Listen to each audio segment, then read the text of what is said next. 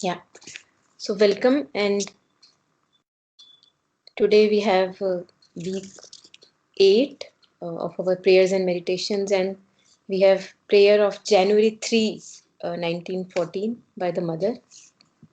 It's a very short prayer, very short and sweet prayer, and um, sometimes we are just drowned under the kind of pages of knowledge and pages of wisdom, while we also realize that sometimes even one line of illumine full of illumination is enough.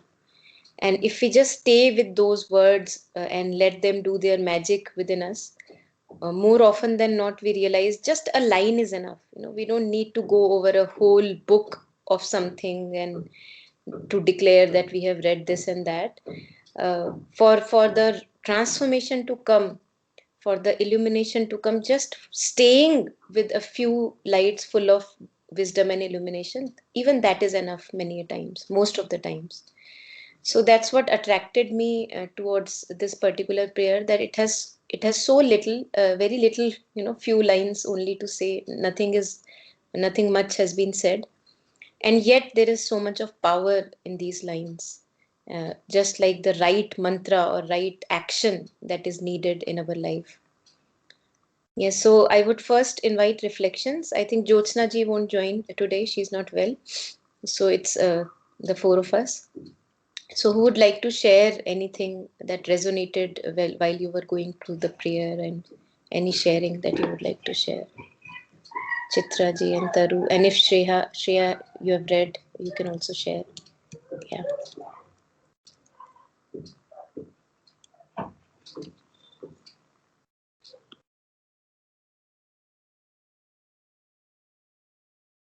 Okay, I'll go, Monica. Yeah. Please, yeah, yeah. Yeah, this prayer is very short, but the talk is a very, I mean, totally it is a big talk, no? Alokda gave actually. Yes, yes. Especially he told about that reading those books.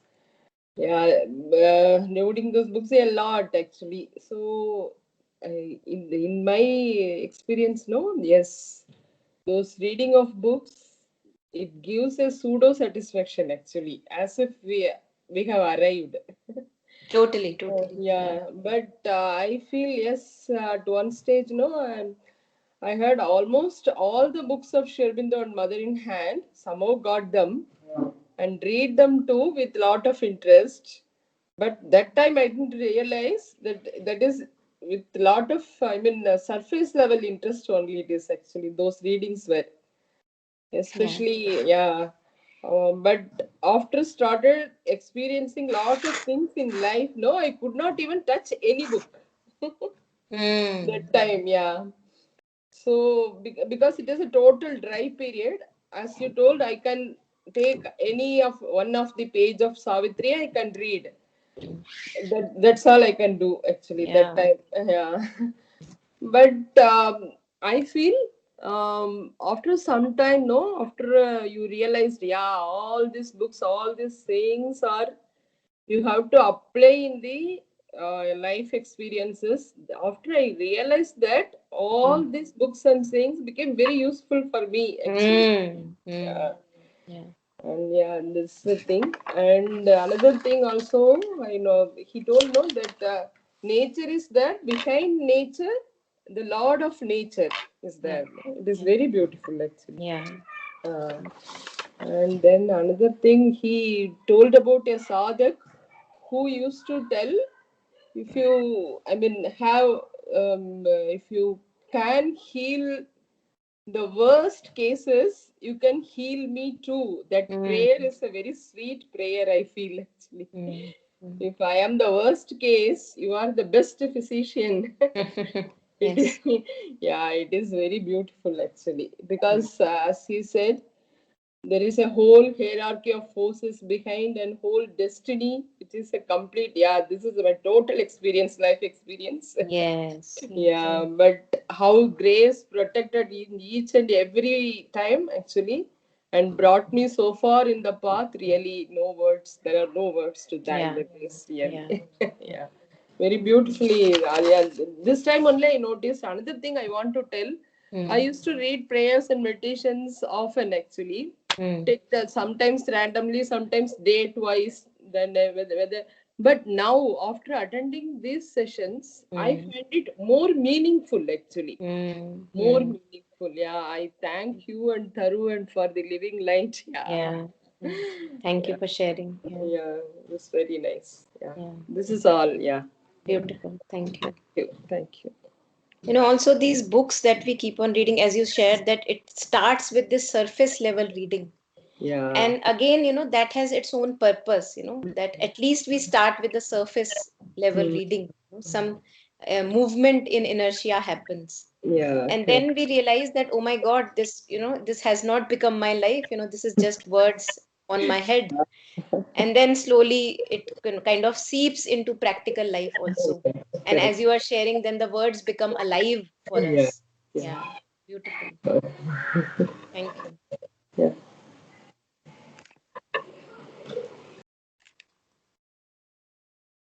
Yes.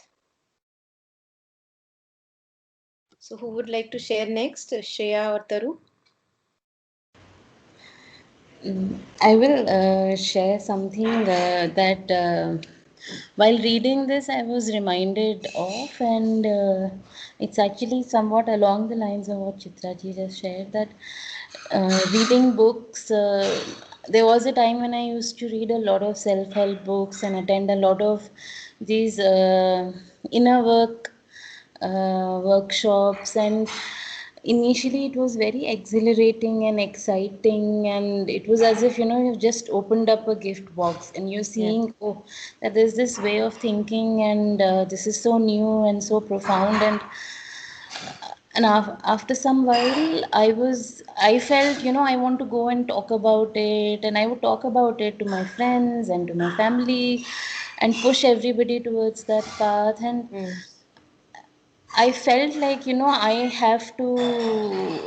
I wanted to become a therapist, and slowly now I've come to a point in last 2 3 years that I feel more and more that I don't know anything. I mean, Mm. I a part of it, of course, comes from feeling lost in life, but a Yeah. part of it also comes from understanding that what I was doing was just scratching the surface, and I can, and just I myself haven't seen the entire picture, don't know anything. So Beautiful. I have to focus more on understanding myself and knowing more rather than just scratching the surface and then, singing the song of that's about that scratch and just staying there and yeah. Beautiful. Beautiful. Yeah. Shreya, are you single? Single. Yeah. I don't Just know kidding. what Just kidding. I said I really loved what you shared. It was really beautiful. Yes, totally with you. Mm, totally. Yeah. Amazing. Yeah. Yes, Taru. Yeah, can you hear me? Yes, yes, please. Yeah, I also love Shreya sharing a lot. They're so much, so raw and honest that they just, I don't know what the word is. Yeah. Yeah. So again, very simple and small prayer. तो ऐसा लगता है इसमें है क्या? And that's how we have to basically, return towards simplicity. So Mm, a great reminder of that. I'll just share some things that I wrote. I don't have my, where I take notes today. So just on top of my mind, there was this humility, right? Like how it said that this is the first and the last thing. I mm, think both Shreya and Chitraji had touched on it, and it's mm, beautiful how, like Rumi said, na, the more I know, I don't know, the more I go, I feel the further I am. And that's mm, what Shreya was sharing, that is a place where everybody reaches, right? Because we think we will become, but because mm, the journey is unbecoming, right? So mm, I guess maybe that's part of the reason.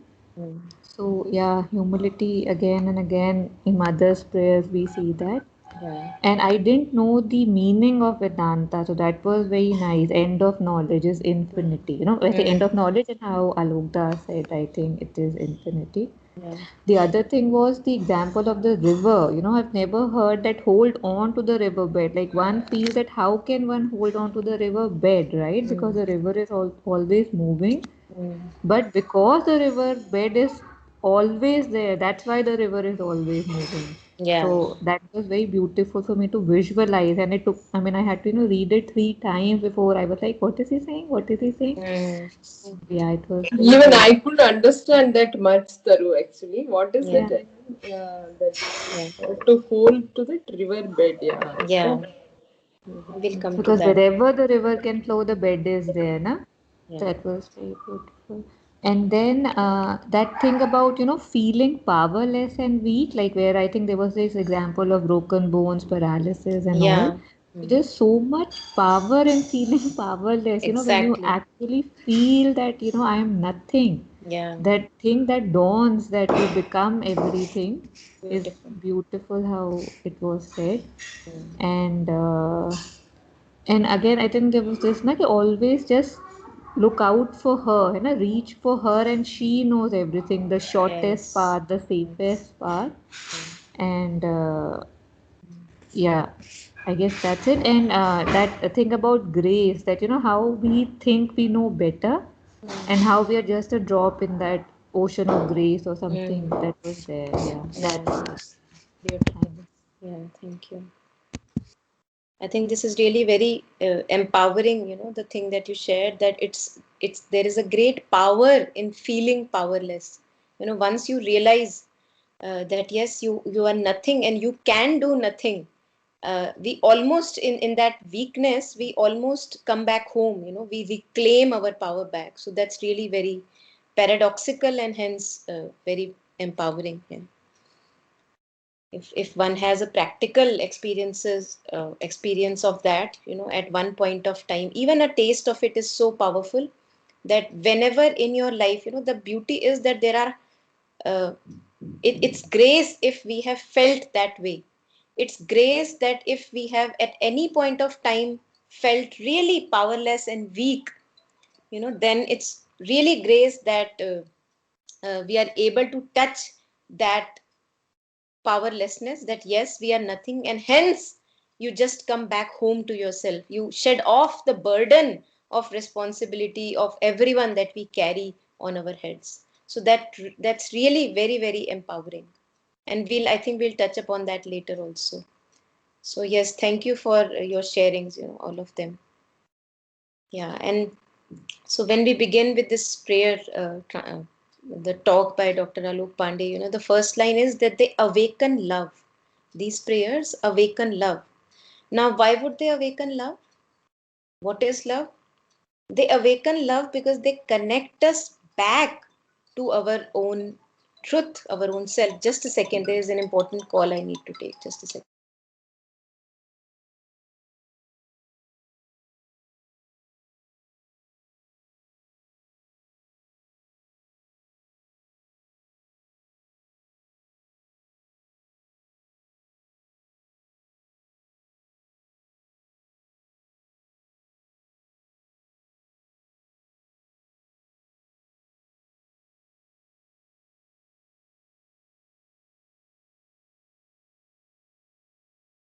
Sorry.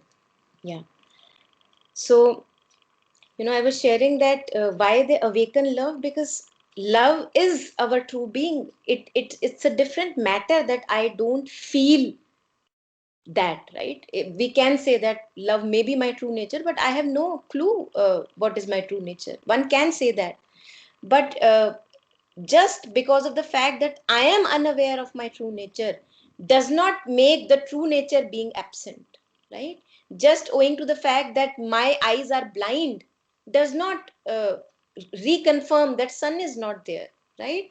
So it's almost like that these prayers make us unknowingly, they kind of make us come closer to our truth, to our being, to our essence, which is love. And that is how they awaken love. They awaken love and open us to illumination. Again, illumination is our truth, it's our true nature. Just like the nature of sun is illuminating in nature, everywhere where sun goes, it's illuminating it in itself.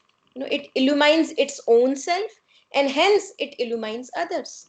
So love and light are our true nature, the light of understanding, the light of knowing, the light of witnessing. This is all our true nature. And these prayers make us go closer to that truth. They break the falsehoods in life, and that's how we go closer. So this thing you have already covered, that reading books of spirituality, we start to believe that we know, and all of us have shared so beautifully on it that it's nothing. We realize that, oh my God, it's just scratching, as Shreya said, that, it's scratching the surface. And yet it is a part of our life journey. And Kabir says, Pothi pad pad jag mua, pandit bhaya na koe, ढाई आखर प्रेम के पढ़े सो पंडित हुए. So what is this dhai akhar? What is this 2.5 syllables of love? It's our truth. We may think that we have read PhD, we have done PhDs in psychology, and we have done PhDs in philosophy. But if we are not living as who we truly are, identified with who we truly are, it's just all rubbish and waste. So Kabir calls the real Pandit is that one who knows himself as he truly is, and hence lives a life according to that alignment, that truth. So all these grounding things that happen in our life, they are very, very important for us, because all that can break is the ego. Ego is images and stories and concepts that we have about ourselves. That this is who I am, this is what I know, all these images that we have. And it's good that they break, because we are not our images. We may identify as our images, but we are not that. Even after ego has been shattered, we see that we are still there. I just had to go through a little bit of discomfort. That was it. I'm still there. I'm hanging around. So that definitely means that I was not my image. Who am I then? Then one step closer to oneself.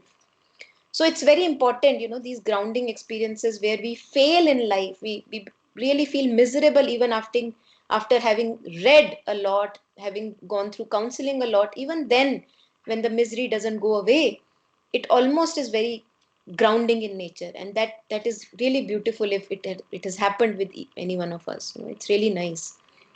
So, and then Alokda shares that humility, and we have seen that people who really know are very soft. Soft in the sense, not that they are very mushy, in the sense that they are very gentle, they are compassionate, there is compassion oozing out of them. Why? Because they know that it's all part of process, and we are all kind of holding each other's hands, and there is no end to knowledge. There can only be a beginning, but there cannot be an any end. So I can never say that yes, I have reached the peak. There is just, almost imagine that there is a ladder going towards infinity. So one can just get on that ladder. One would never say that, hey, now I'm completely surrendered, because that ladder is up to infinity. A place where there is no end point that you can reach. The journey can only begin. And that is why masters have said that the path is the goal. The path is the goal. There is no goal to reach. The path itself is the goal. And that's very liberating in nature. That I don't have to reach anywhere. I am enough wherever I am right now. Just I've been on this path of surrendering is enough. Right? And there are people who may know that they are consciously collaborating with the divine for on this path of surrender. There are people who are very in the life stages, in young life stages, very arrogant, and that's also okay, because the path is towards divinity only. I may take a very detour kind of a route, or I can take a straight path, as mother has shared in one of her drawings, that I can you consciously either collaborate with the divine and say that, yes, I want to do this.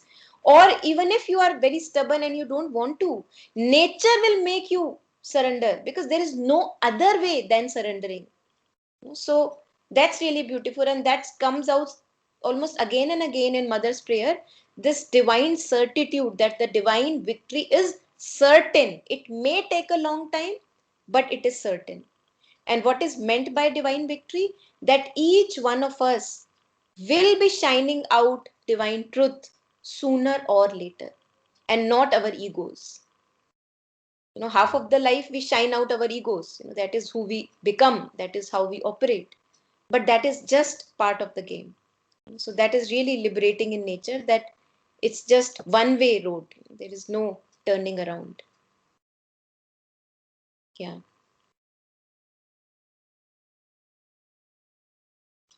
Yes, and this Taru already shared, that Vedanta meaning end of knowledge. And what is the end of knowledge? Infinity. It's so beautiful.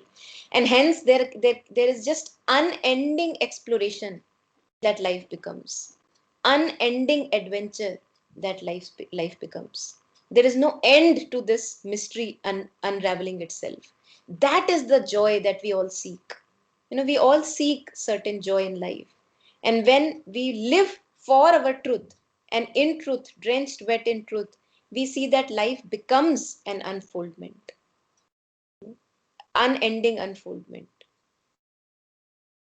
Yeah, and this we have talked many a times about surrender, that surrender can never be complete. It can just go on completing itself. So get rid of all the burdens that, oh my God, my surrender is not complete, my surrender is not complete. We don't have to go there in that trap at all. Just know that, okay, this was the thing that I needed to take care of, and now I'll be more conscious about it and go ahead again on the same path, surrendering. So there can only be, I feel that there can only be a beginning to surrender, conscious beginning to it. Yet there, I don't see particularly personally any end to surrender. And that is why Kabir has said that as long as the sadhak is alive, he has to be very vigilant, very on his toes, that the ego or arrogance can come up anytime and take charge of personality, right? And that's why it's a continuing process, surrendering. That you are not the doer. And again, it should not be misused. You are not the doer in other ways, that for example a person is abusing and he's saying that I am not the doer. So that there we cannot kind of manipulate it. Yeah.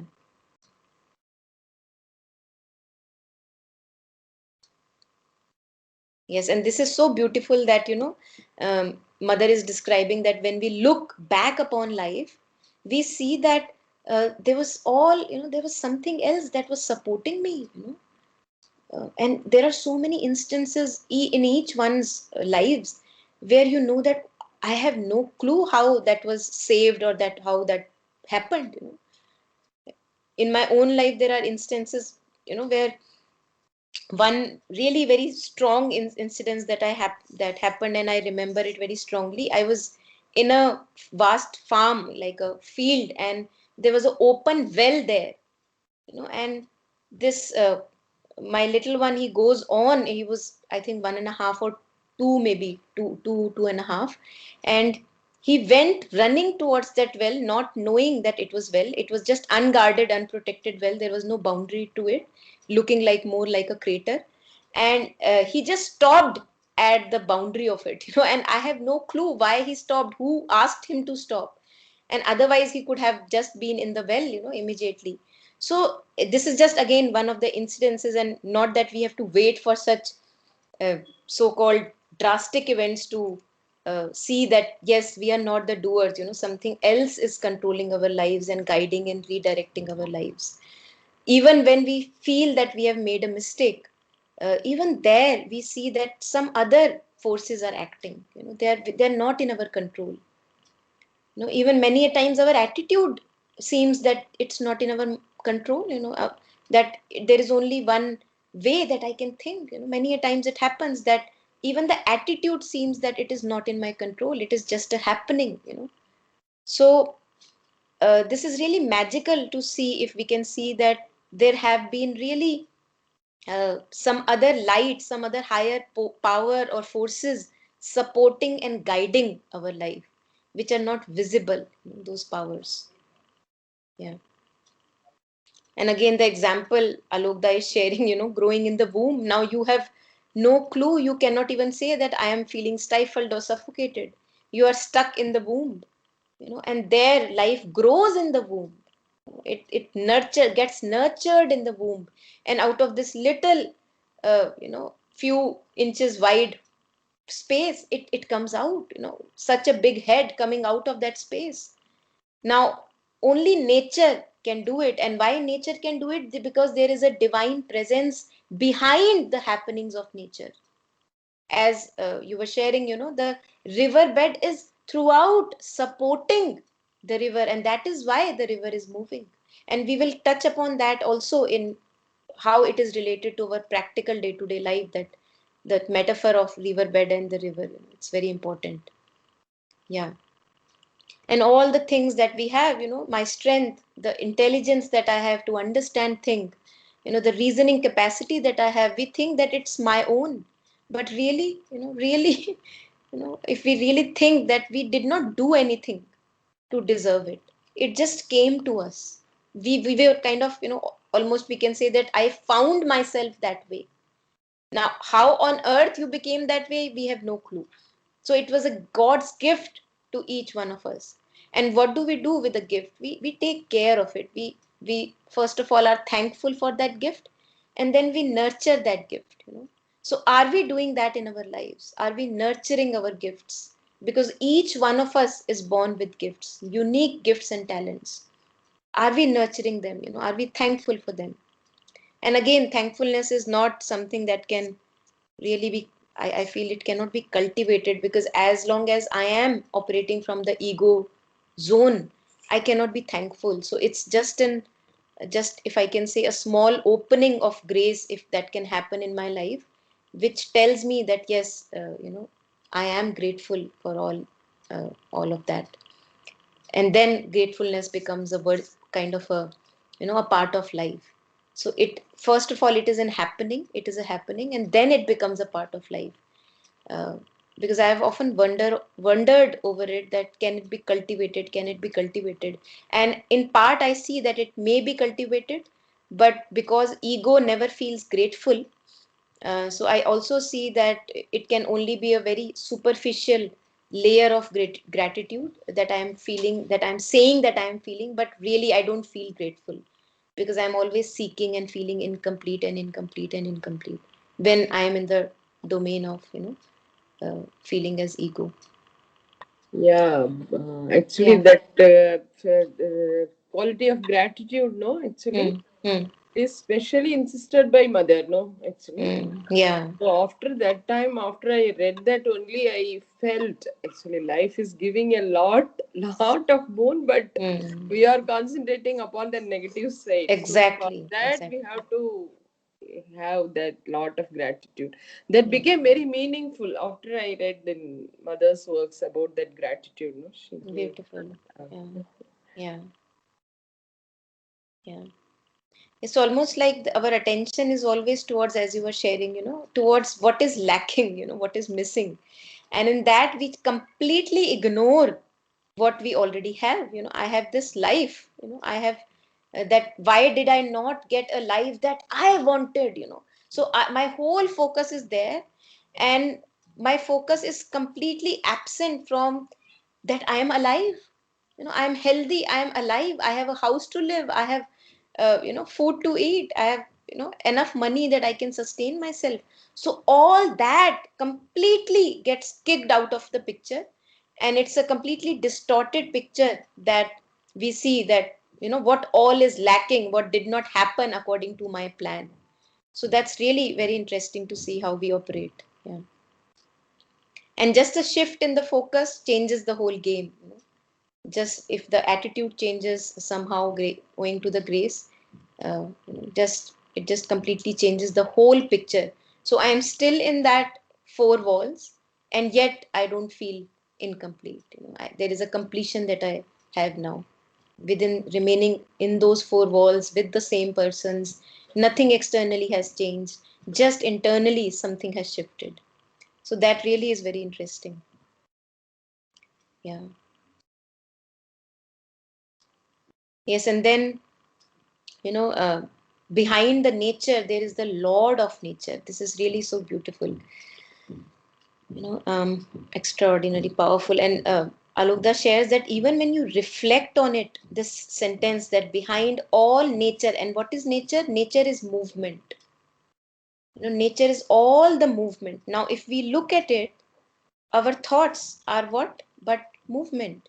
Our feelings are what? But movement.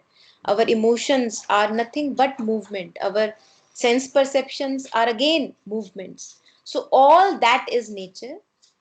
And behind that, it says, behind that is the divine presence. Behind that is the divine presence. Now, how is this related to our day to day practical life? How do I use it there?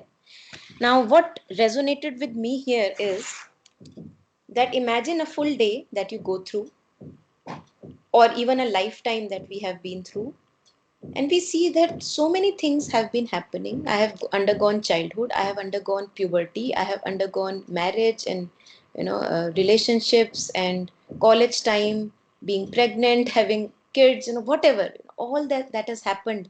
I have undergone periods of depression, I have undergone periods of pain, pleasure, accidents. What is one thing that has not changed? What is one unchanging, immovable element in my life? And that is my awareness of all these events, my witnessing of all that has happened. Now, all the happenings, all the phenomena is nature. Things that can be perceived is nature. But who is the perceiver? Who is the one who is allowing all of that to happen and hence witnessing all those happenings? So the divine is here, right here in this moment, witnessing. How? Because I will not be able to listen through my ears if the awakened divine presence is not present. The ears by themselves have no value at all. What is a flute if not for the breath through the flute? And this is how we are all instruments of the divine. There's this witnessing soul, this witnessing presence in each one of us directs the whole movement of life, and we are unaware. We are just unaware because our focus is always on what is happening. What is happening? Our focus is never there on the riverbed, the one who is able to support all the movements of life.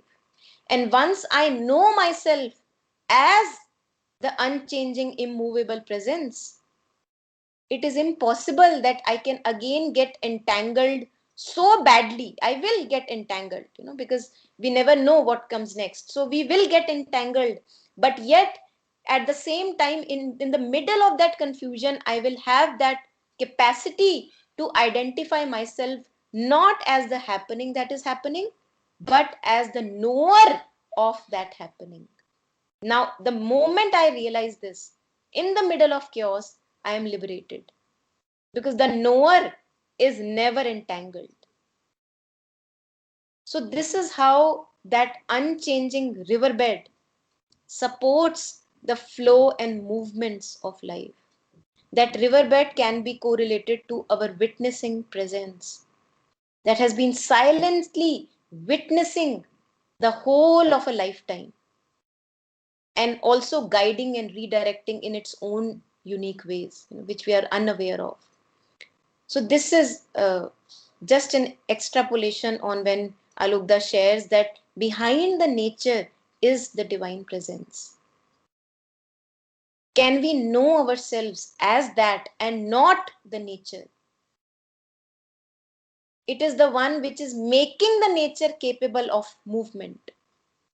In absence of that consciousness present, in absence of that presence of knowing, there will be no movement. How will I know if there is any movement or not? So that is the base on which our life happens. And yet it is so obvious, it is so obvious that we ignore it. Kabir again has said, Til ke ote Ram. It is so ordinary that you will fail to notice it even because the mind is so used to notice very extraordinary events. The mind takes for granted the day-to-day life. And that is why I was sharing that such an incident, that for example, a child going close to the well, when that happens, then I will be able to notice grace. Otherwise, I can't see grace in day-to-day movements, because the mind is made kind of conditioned in that way that it is only through grosser, extraordinary so-called events that it realizes, oh, wow, there is something else. So this is kind of a practical implementation of how we can know that behind all the nature there is divine presence, and how we can live a life more and more as that awakened presence within each one of us, because that is what who we truly are, and we see that that is immovable. The witnessing has not undergone any change. The witnessing has not undergone any aging. The witnessing has not undergone any gender kind of differences. So witnessing is neutral. It is neither female, it is not male. It is ever present. It is there even when I am sleeping. And that is what Kabir means when he says, मैं जागूं मेरा सतगुरु जागे. There is a song where he says, मैं जागूं मेरा सतगुरु जागे, आलम सारी सोवे रे. So this is how this witnessing presence is forever, forever not asleep. So can I get in touch? Can I turn my attention towards that? Or would I just be absorbed in the objective phenomenon forever in life? What is happening, what is not happening, all the external situations. Yeah.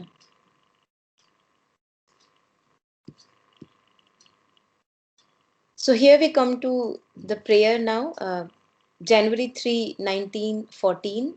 It is always good to look within ourselves from time to time and see that we are nothing and we can do nothing. Now again, this is very empowering. It may feel that it is weakening, that, oh, I can't do anything. Then what's the fun, like that. But later on also in the other lines, Mother says, but you are the doer and you can do everything. So almost like a flute cannot do anything, but the breath can make it happen. Breath can make any music happen through the flute. So we are nothing and we can do nothing. And again, as we touched upon this, that there are instances in life where we are crippled owing to a disease, owing to an accident. Anything can happen and we are crippled, and we may have been feeling so far that I am the one who is the lady of the house, I am the one who is able to support my husband or daughter or kids or anything. But hey, babe, you are in the hospital on the stretcher. Now what can you do, babe? Almost like that. Now what can you do? You cannot do anything, and you were not doing anything. So there almost a great deal of burden kind of gets shed immediately, that because you are not the doer, and hence you are not obligated to push yourself further and further to kind of go down for those obligations and routines and all that you have been following with no meaning at all, pushing yourself against your truth just because I know that it is my responsibility and my duty and all that. Our biggest responsibility and our sole responsibility is to be completely ourselves and to live as our truth. That is our biggest responsibility.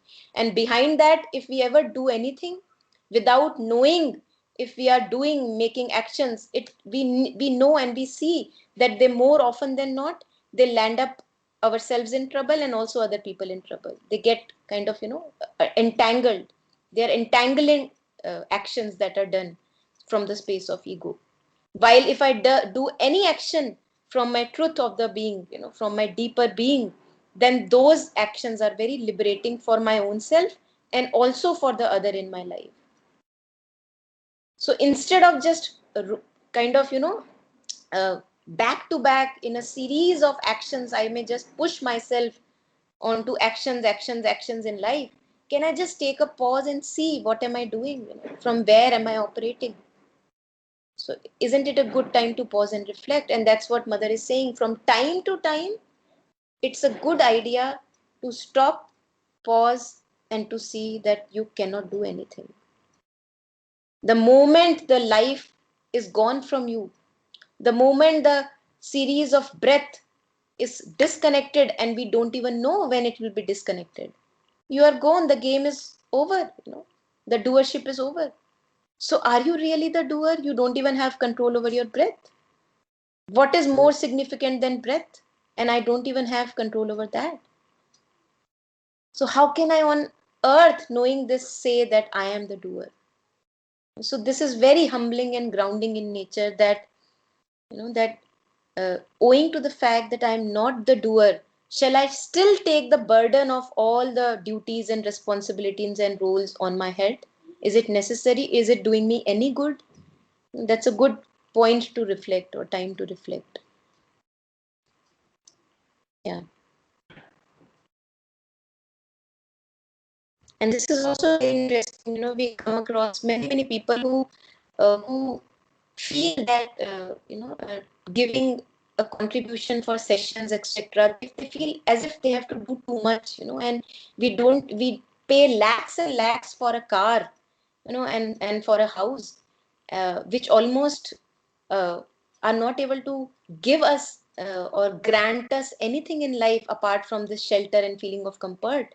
But we really think almost obsessively too much when we are giving any contribution for subtle things like knowledge, subtle things like breaking veils of ignorance, because they are not seen, they are not directly seen. So we come across this very often, that Alokda is also sharing, that when courses are happening, people ask how much money is charged, and he keeps on telling people that you can't put a price tag on knowledge. It's not an objective thing. A course that you do in such kind of a field now may reap its result 10 years later. So it's so subtle, it's very subtle, that you cannot really say how much it has given to you, or is it worth the price tag or not. We cannot calculate it like that. And what shall we do? So it is good to see that we are nothing and we can do nothing, but we must then turn our look towards thee. So he's not saying that fall into this trap that, oh, I am helpless and I can't do anything, I have no power. Not like that. We must then turn our look towards thee, the higher power, the higher forces that operate in the universe. And then we must uh, then turn our look towards thee, knowing that thou art all and that thou canst do all. You can do everything. I can't, but you can, and you will do whatever is necessary. Now, again, it is not a passive state that you take, that I will not move a leg and everything will be granted to me because I am not the doer. Because people can distort this in several ways. Ego distorts all the wisdom in several ways according to itself. So this is again very revelatory, that I will do what is required of me to do. I will have the right attitude. I will, collaborate in as many ways as possible and required.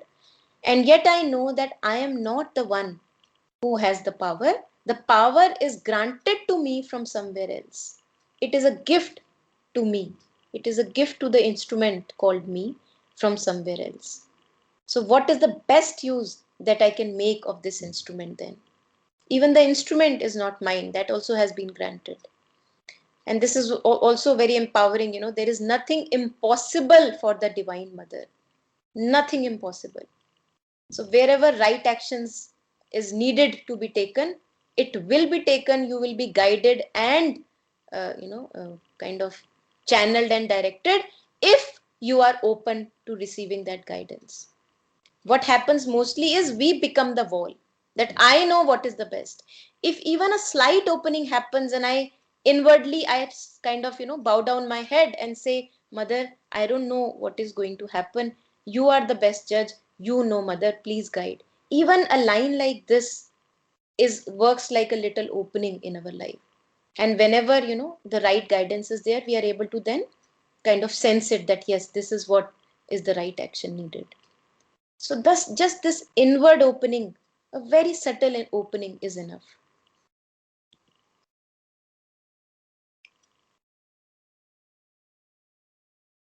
And this was also very beautiful, when he's sharing that before the infinite ocean of grace, we and our defects are nothing. It's nothing. And mother is sharing that what value have your defects and impulses before the divine? They are nothing. He is the best physician. He can just fix them all, whatever fixation is needed. So where is the victimization? What is to be worried about? And then she closes with this last few lines: Thou art the life of our life. So where is the life coming in my body? From you. Who is animating this body? You. So how can I say that I am far away from you? What is the need for longing anymore?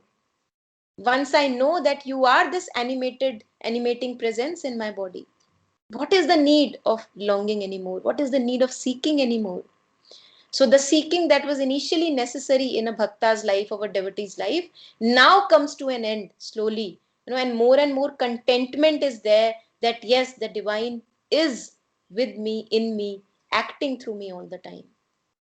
Thou art the life of our life and the light of our being. Now, what is the light of our being? Again, that witnessing presence that we were referring to. The eyes cannot see, the ears cannot hear. They are made kind of functional owing to the presence of animating presence in the being. Thou art the life of our life and the light of our being. Thou art the master of our destiny. So this has to be very conscious. One has to give ourselves consciously to the divine. And why this giving is required? Because the path then gets shortened. It's not necessary that all of us have to go through a path of suffering and pain in order to collaborate with the divine. We can, whenever we are ready, end the suffering and begin a conscious collaboration. No? Yeah.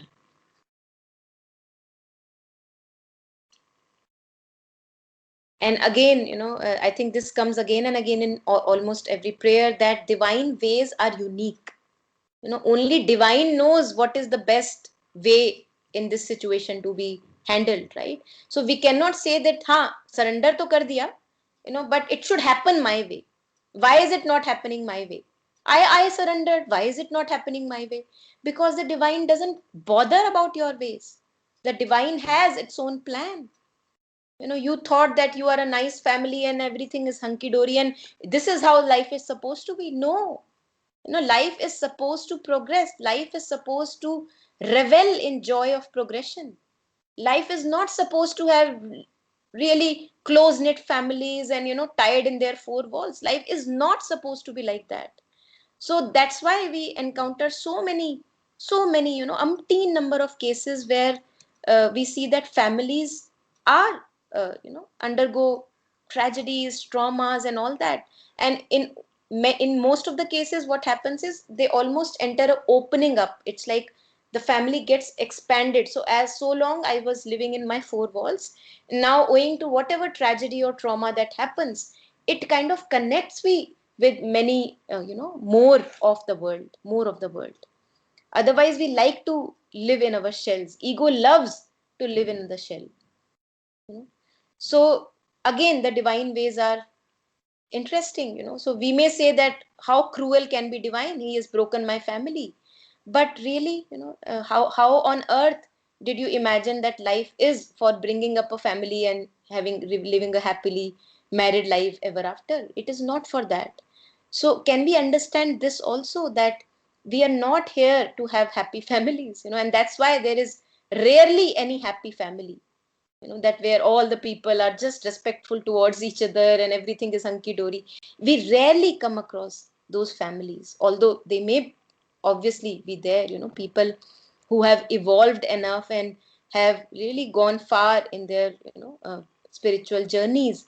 They may be able to now give respect to each other and live from a space which is not clashing all the time. So, but that again requires a lot of sadhana and practice, in order to give each other space and live still happily. So, yeah, I think these are a few things that are coming to me. If there is anything, please share. Yeah.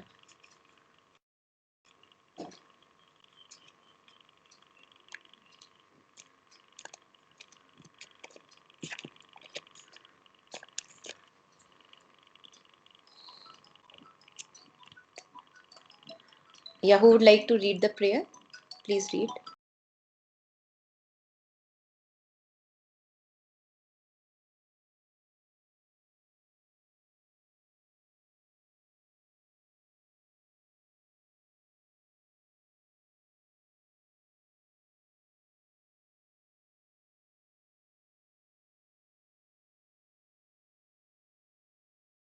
Yeah, who would like to read? Yeah, I'll go, Monica. Yeah. Please, yeah, okay. January 3rd, 1914. It is always good to look within ourselves from time to time and see that we are nothing and can do nothing. But we must then turn our look towards Thee, knowing that Thou art all and that Thou canst do all. Thou art the life of our life and the light of our being. Thou art the master of our destiny. Beautiful.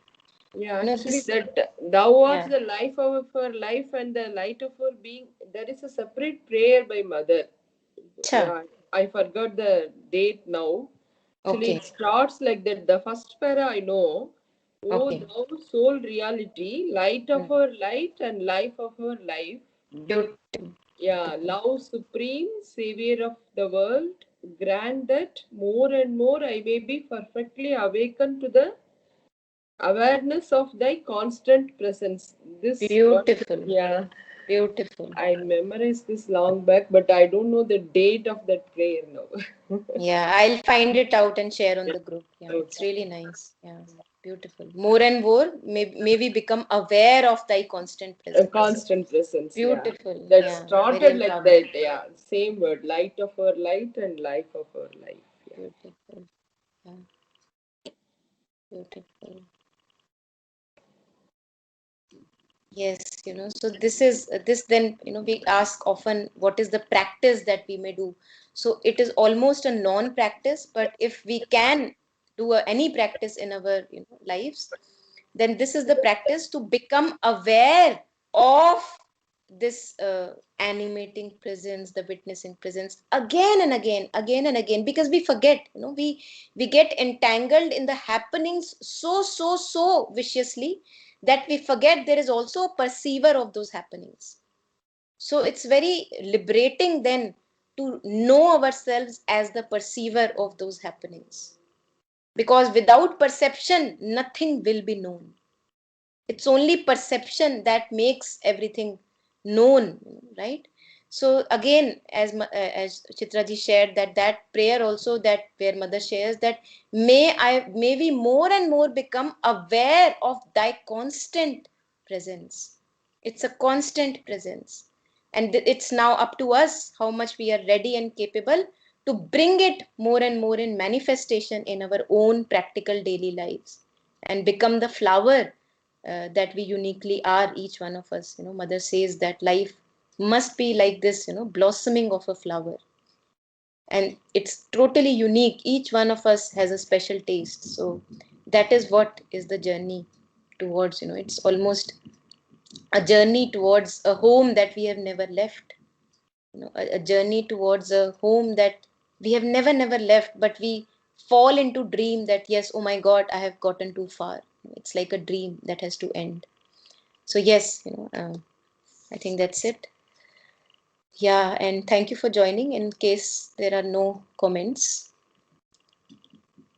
thank you for sharing your reflections and sharings. Yeah.